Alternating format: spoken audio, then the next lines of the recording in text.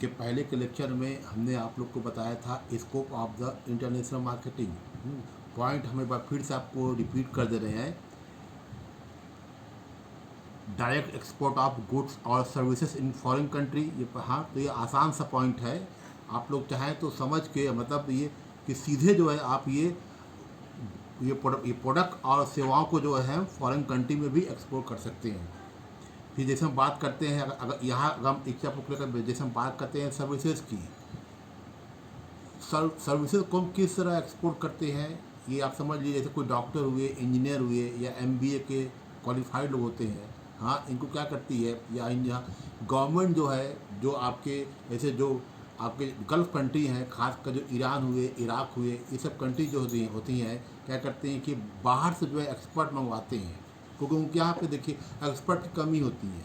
उनको rail line बिछानी होती है, हाँ हाँ, या उनको हॉस्पिटल खोलना होता है, और ख़ासकर वो भारत से ही जो है ज़्यादातर एक्सपोर्ट को मंगवाते हैं, क्योंकि आप जानते हैं कि हमारे देश में जो है आपके टेक्निक में और तो ऐसे जिनकी मांग जो है अमेरिका में भी काफ़ी होती है। तो ईरान जहाँ तो बड़े बड़े कंट्री जो है भारत के एक्सपर्ट को काफ़ी लाइक करते हैं।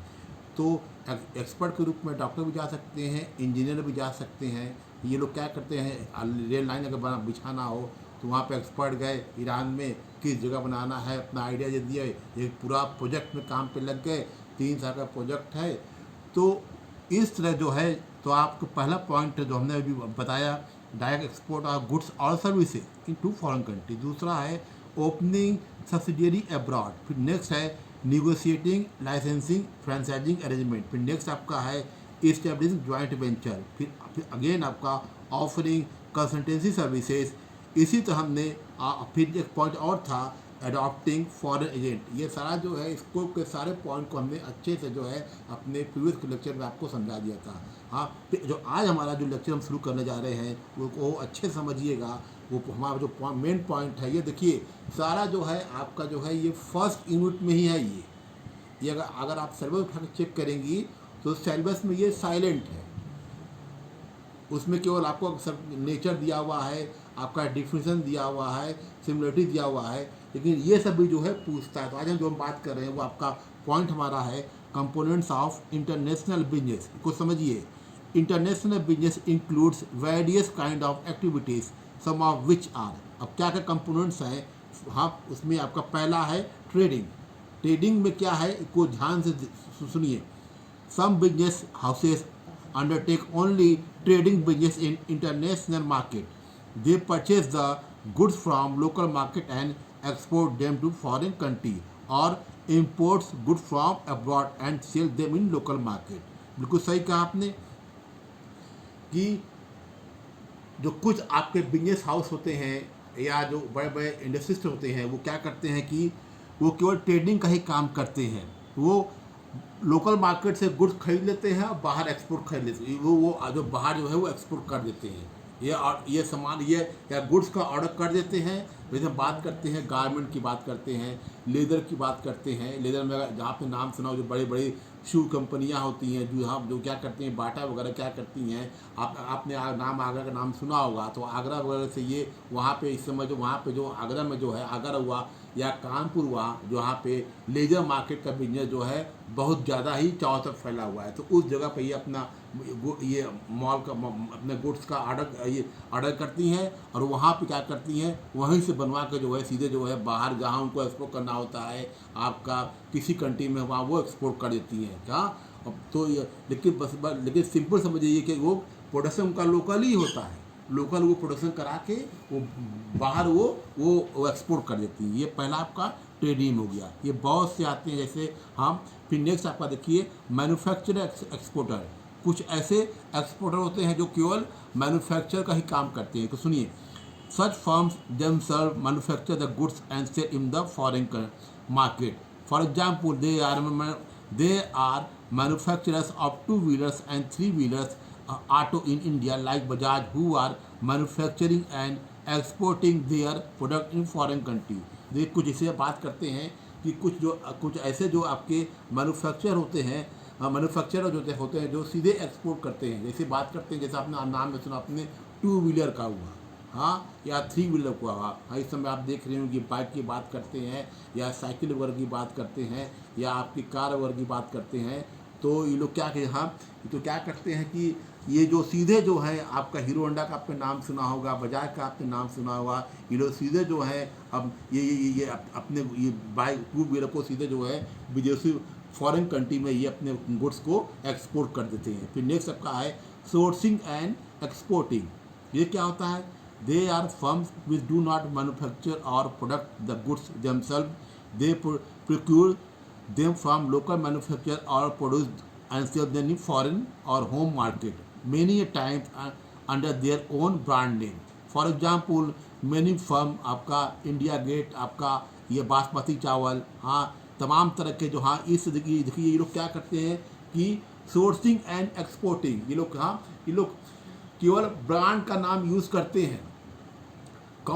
लोकल की बात करेंगे, लोकल सामान बनवाएंगे हम, जैसे बात करते हैं राइस की बात, हम बासमती चावल की बात करते हैं, तो आपने देखा होगा कि अगर हाँ, घर में भी हम लोग के यहाँ भी बासमती चावल बनते हैं, आपका इंडिया गेट हुआ, तमाम तरह के चावल वगैरह आते रहते हैं, जो दावत की बात करते हैं, तो ये सब क्या होते हैं? लोकल ही होते हैं, ठीक है। ये लोग क्या करते हैं, ये लोग सोर्सिंग, इसमें केवल अपना ब्रांड लगवा देते हैं कि मैन्युफैक्चर यही का हुआ, हाँ, नाम लगा दिए मैन्युफैक्चर बाय दिस, और उसको सीधे बात क्या करते हैं? एक्सपोर्ट कर देते हैं। फिर नेक्स्ट बात करते हैं global sourcing for productions.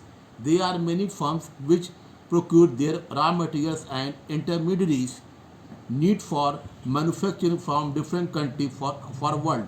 For example, Japan imports iron from India to manufacture steel for local consumption and export. देखिए बहुत से कंट्री क्या होते हैं कि कुछ जो रॉ मटेरियल्स वगैरह होते हैं, हाँ, वो क्या करते हैं कि दूसरे कंट्री से मंगवाते हैं। जैसे बात करते हैं कि जापान की बात करिए, अभी हमने आपको एग्जाम्पल दिया है, ईरान की बात करिए, इराक की बात करिए, इवन अगर आप चाइना की बात करेंगे, हाँ, तो लोग क्या करते हैं, कुछ जो वहाँ कुछ आपके रॉ मटेरियल्स होते हैं, जैसे हम भारत से वो क्या करते हैं, वो आपको इम्पोर्ट करते हैं, भारत से मंगवाते हैं। जैसे बात करते हैं आपका आयरन एंड स्टील, हाँ, भारत से मंगवा लिए, फिर वहाँ उसी जो आपका जो रॉ मटेरियल से जो आपका जैसे रेल लाइन पुल बनाना हुआ, जो भी बनाना हुआ, उसका प्रोडक्शन करते हैं और उसको लोकल या बाहर उसको एक्सपोर्ट कर देते हैं। तो कहने का मतलब ये हुआ कि ग्लोबल सोर्सिंग फॉर प्रोडक्शन।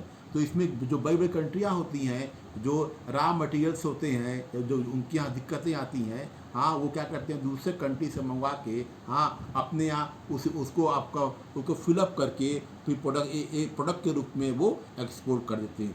ये आपका देखिए पूरा क्या है, components of international business point. फिर समझ लीजिए, trading, manufacture, exporters, sourcing and exporting, global sourcing for production. देखिए अगर आपको कोई भी दिक्कत आ रहा है तो हमसे आप जिस समय आप मेरा वीडियो चालू होगा उसी समय आप क्वेश्चन कर सकती हैं, नहीं तो आप बाद में भी हमसे आप क्वेश्चन पुटअप कर लीजिए। और आप एक जो है एक इंटरनेशनल मार्केटिंग की या IM सहायक की बुक या जो भी आपको अच्छी बुक लगे उसको अपने पास परचेज जरूर कर लीजिए, और उससे जो हम पढ़ा रहे हैं उस बुक से भी पढ़िए और मेरा लेक्चर भी सुनिए। कहीं भी दिक्कत आए तो हमसे आप उसको क्वेश्चन बड़े आराम से कर सकती हैं। फिर हम बात करते हैं नेक्स्ट, हमारा जो मेन टॉपिक है, difference between domestic market and international marketing.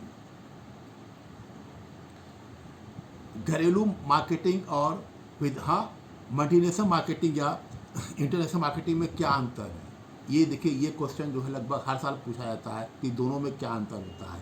तो they are many differences between domestic and international marketing, the most important ones are, तब बहुत से अंतर हैं।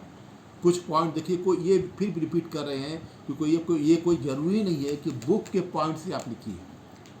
हाँ, आप ग्रेजुएशन करने जा रही हैं, कॉमर्स का स्टूडेंट आप हैं, तमाम तरह की बुक वगैरह पढ़ती होंगी, तो अगर आपके मन में कोई पॉइंट आता है उस पॉइंट को भी आप डील कर सकती हैं, या पॉइंट ही नहीं, कोई अगर आपको लगता है कि 2 लाइन हम लिख सकते हैं तो बिना पॉइंट का भी आप अपना लिखा हुआ अगर एग्जाम में डील करेंगी तो आपको ज़्यादा मार्क्स मिलेगा। कोई जो एग्जामर होता है वो चाहता है कि कुछ आप नया लिखें, वो नया खोजता है, हाँ, तो उसको ध्यान रखिएगा कि बुक की मदद लीजिए लेकिन केवल समझने के लिए, और लिखिए अपने ओन राइटिंग में, तो आपका मार्क्स जो है कम से कम 20 या 30% बढ़ जाएगा। तो पहला जो हमारा पॉइंट हम बात कर रहे हैं, क्या difference between domestic and international market. तो पहला पॉइंट हमारा है different sovereign political interest.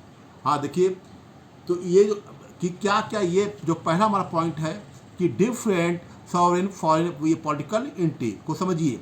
Each country is a sovereign political entity. The goods to be the imported और exported have to move across national boundaries. As a result they are subject to a number of restriction namely. देखिए, हाँ बहुत सीधी सी बात है। अगर हम बात करते हैं इंटरनेशनल मार्केटिंग, तो क्या डोमेस्टिक मार्केटिंग तो है नहीं। कि आपको कोई दिक्कत नहीं है। आपको मान लीजिए अगर हम बात करते हैं डोमेस्टिक मार्केटिंग की, तो अगर मान लीजिए आपका बिजनेस बनारस में है, अगर आपको कानपुर में अपने सब गुड्स को सब भेजना है तो कोई दिक्कत नहीं है। हाँ, एक ही शहर या दूसरे शहर दूसरे स्टेट में आपको भेजना होगा तो गवर्नमेंट एक ही की है, नियम भी जो है एक ही देश में एक ही तरह का लागू होगा। हाँ, लेकिन ये दिक्कत लेकिन ये तो अपने आप ये डोमेस्टिक मार्केटिंग बहुत आसान है, लेकिन इंटरनेशनल मार्केटिंग में ये आसान नहीं है, क्योंकि हम जो भी बिजनेस करेंगे वो बाउंड्री के बाहर, यानी अब दूसरे देश में हमारा बिजनेस होगा। तो तमाम देश अब जानते हैं नियम कानून, हाँ बहुत देश दबंग टाइप के होते हैं, जो खास कर जो समझ जाइए जो डेवलप कंट्री होते हैं उनको जानते हैं। और आप एक चीज़ आप अच्छे से नोट कर लीजिए, जो लगभग जो 75% जो आपके डेवलप कंट्री हैं उनका समझ जाइए प्योर दबदबा है इंटरनेशनल मार्केटिंग में। वो जो चाहते हैं वही होता है। तो इसलिए उनको हम इग्नोर नहीं कर सकते हैं। तो इस पॉइंट का तो वो कोई ना कोई प्रॉब्लम क्रिएट कर सकते हैं। तो इसमें हाँ पहले पॉइंट का सब पॉइंट ए देखिए, ट्रैफिक और custom duties. Government charge A fee for allowing imports of goods which is called custom duty or traffic. Custom duties are levied to make the goods being imported costly in their local market. सही बात है।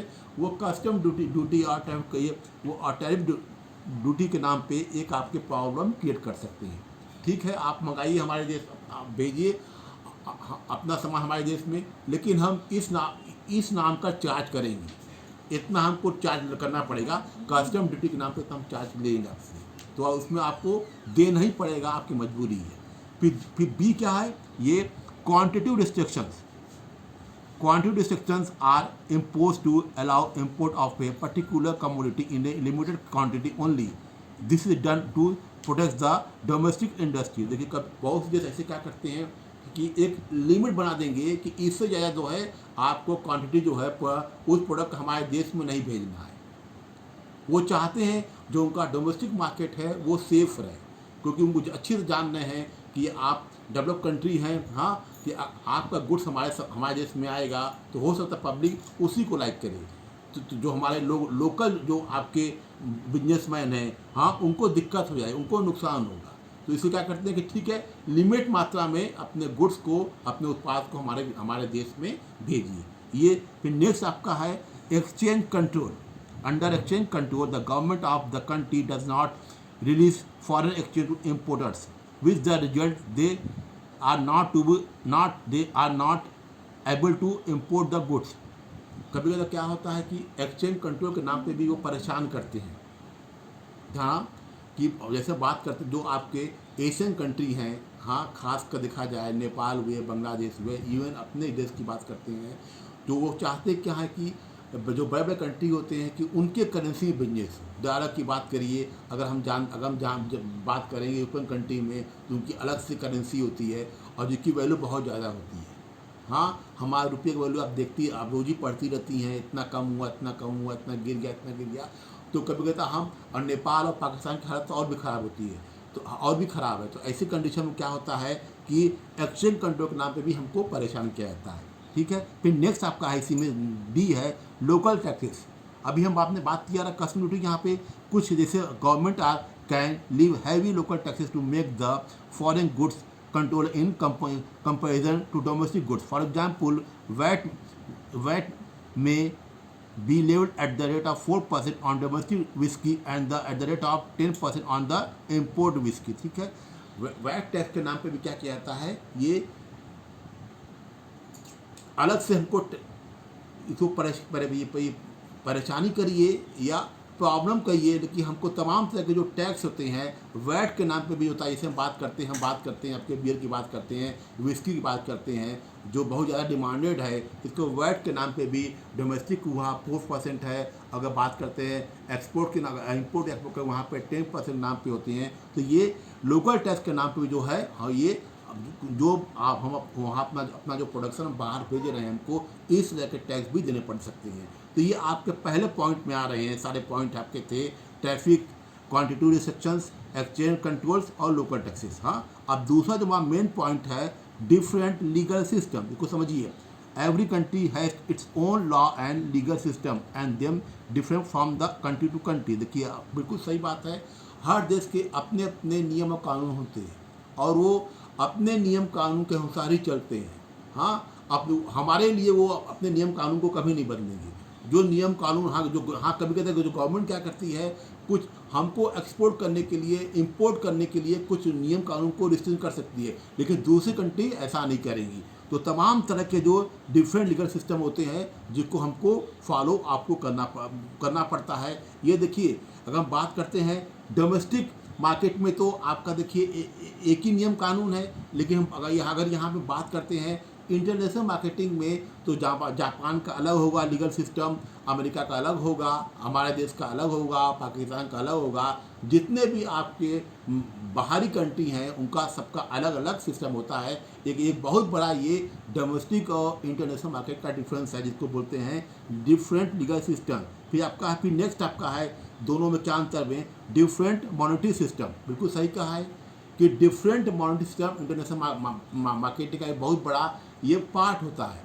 हर देश की अपनी अलग अलग country होती है, अपने देश में वो बिजनेस करें तो उनको कोई दिक्कत नहीं है, लेकिन जहाँ दूसरे देश में एंट्री करेंगे तो वहाँ पे उनकी तुरंत करेंसी बदल जाएगी।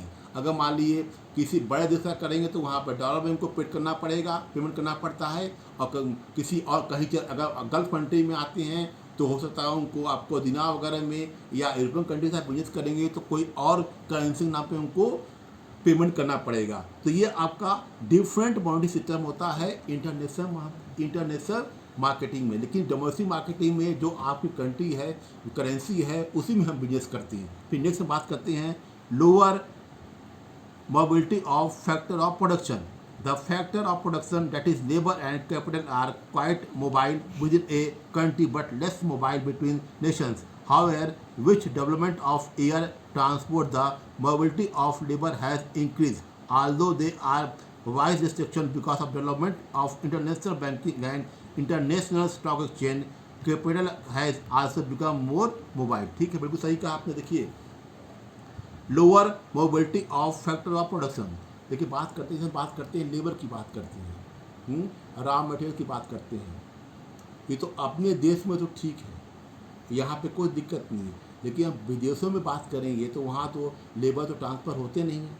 हालांकि आप देखा जाए तो हर कंट्री में जो है एयर ट्रांसपोर्ट की फैसिलिटीज़ हो गई है, नेट बैंकिंग चालू हो गया है। हाँ, तो अब इस तरह की दिक्कतें बहुत ज़्यादा एकदम बिल्कुल ये ख़त्म हो गई। पहले था कि अब जो है अगर मान लीजिए हमको लेबर ही मंगवाना पड़ता है वहाँ, तो उसमें भी क्या है कि हर देश में जो अपने अपने हाइट, उनके पास टेक्नोलॉजी है, हाँ, पूरा उनका सिस्टम उनका बहुत एडवांस है, तो उनको इस तरह की प्रॉब्लम दूर करने में ज़्यादा भी टाइम नहीं लगता है। तो ये आपको दिखा, लेकिन डोमेस्टिक मार्केटिंग में ऐसा कुछ भी नहीं है। बिहार के लेबर जो हैं यूपी में बड़े आराम से जा सकते हैं, यूपी के बिहार में, पंजाब के बंगाल में, बंगाल के पंजाब में, इनको आने जाने में कोई दिक्कत नहीं होती है। लेकिन मल्टीनेशनल मार्केट में मगर इससे की बात करेंगे तो दिक्कत तो होती ही है, लेकिन प्रॉब्लम भी वो अब सॉल्व हो चुका है। फिर नेक्स्ट हम बात करते हैं दोनों में क्या डिफरेंसेस है। वो आपका है different in market features and infrastructures. Market feature और इंफ्रास्ट्रक्चर में क्या अंतर है को समझिए।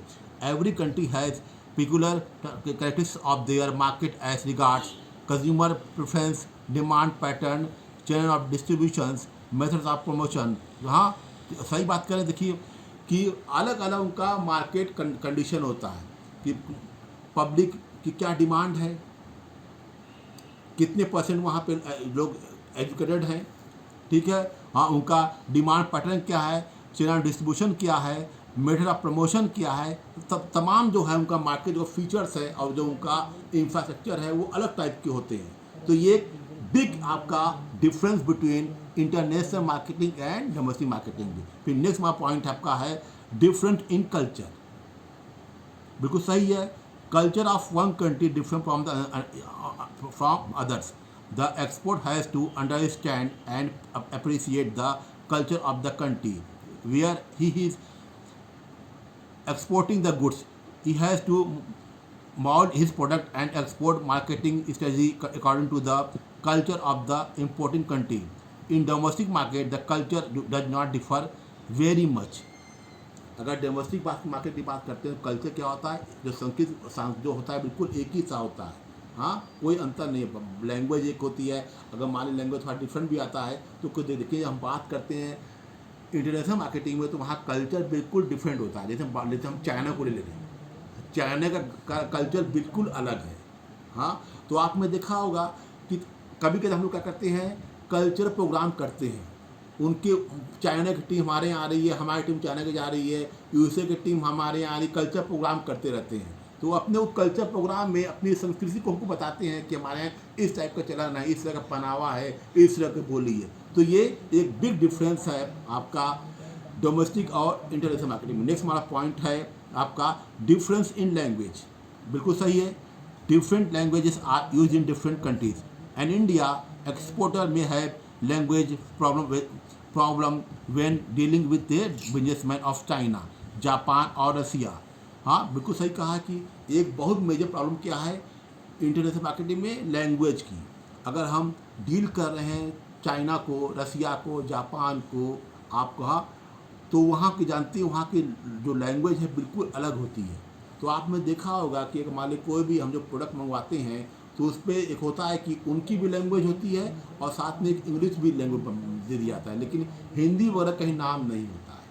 तो या तो हमको इंग्लिश में लिखें या तो और ये भी ज़रूरी है कि हम उनको लैंग्वेज को प्रेफर करें। तो बहुत बड़ा डिफरेंट है ये आपका। लेकिन ये जो डिफरेंस की बात करते हैं आपका डोमेस्टिक मार्केटिंग में, इसमें कुछ भी नहीं है। तो ये देखिए कुछ आपका पॉइंट था difference between domestic and international marketing को। इसको फिर से थोड़ा सा हम रिपीट करें, कौन को पॉइंट में बताया है।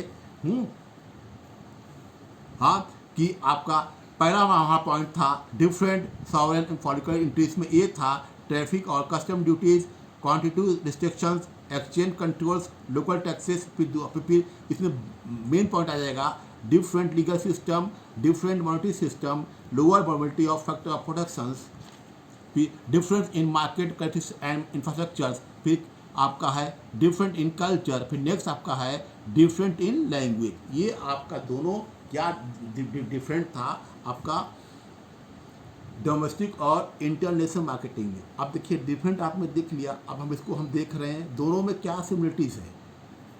कभी कभी आप पूछ सकता है कि इंटरनेशनल मार्केटिंग और डोमेस्टिक मार्केटिंग में क्या समानता है। तो कुछ पॉइंट है, को समझिए। पहला है, समझिए इसको, आपका international marketing is a part of the concept of marketing in both type of marketing, that is domestic as well as the international marketing. Certain things are similar, the similarities are क्या क्या अंतर है। तो पहला point क्या है, satisfying basic needs of consumers। मतलब both in domestic marketing as well as in international marketing, success of business depend upon satisfying the business requirement of the consumer. This process involves finding out what the consumers want and how we satisfy their needs. बिल्कुल कहीं customer, देखिए अगर हम बात करते हैं international marketing या domestic marketing तो कस्टमर सेटिस्फेक्शन दोनों बहुत ज़रूरी है। उनको क्या चाहिए, हाँ, और क्या उनको ज़रूरत है। अगर उनको हम सेटिस्फाई नहीं कर पाएंगे तो हमारे लिए बेकार है। ये दोनों चीज़ में 100% अप्लाई होता है। तो ये आपका सेटिस्फाइंग मैटर। दूसरा हमारा पॉइंट है creation of goodwill. In both the market, it is necessary for sellers to build goodwill and win the confidence of the consumer. Nowadays, consumers is the king. His satisfaction is essential of the survival of the business. but बिल्कुल कहा कि ये creation of the goodwill, हमको customer के रूप में एक अपना कॉन्फिडेंस बनाना बहुत ज़रूरी होता है। हाँ, अगर कॉन्फिडेंस नहीं है तो समझ जाइए कि हमारी गुडविल नहीं बन गई। अगर कंज्यूमर जो है हमारे गुड्स से सेटिस्फाइड हैं तो ये एक जो कॉन्फिडेंस है उनको बन जाएगा, या वो आगे भी, वो फ्यूचर में भी हमारे गुड्स को वो परचेज करेंगे। फिर नेक्स्ट आपका है need for research and development of the product. The product में it be marketed in domestic market or the international market. Continuous effort have to make it better and better through research. Otherwise computers will drive you out of the market. देखिए हम अपने product को कितना advance, क्या उसमें technology जोड़ेंगे, हाँ ये बहुत ज़रूरी होता है। ये बातें आपको दोनों में रहेगी, चाहे डोमेस्टिक मार्केट या आपका इंटरनेशनल मार्केट में। ये देखिए आपको सिमिलरिटी हम आपको बताए थे, फिर से पॉइंट रिपीट कर रहे हैं। Satisfying basic needs of consumers, creation of goodwill, need for research and development of the product. Thank you. पापा इतना लंबा बोल दिए, पूरा 26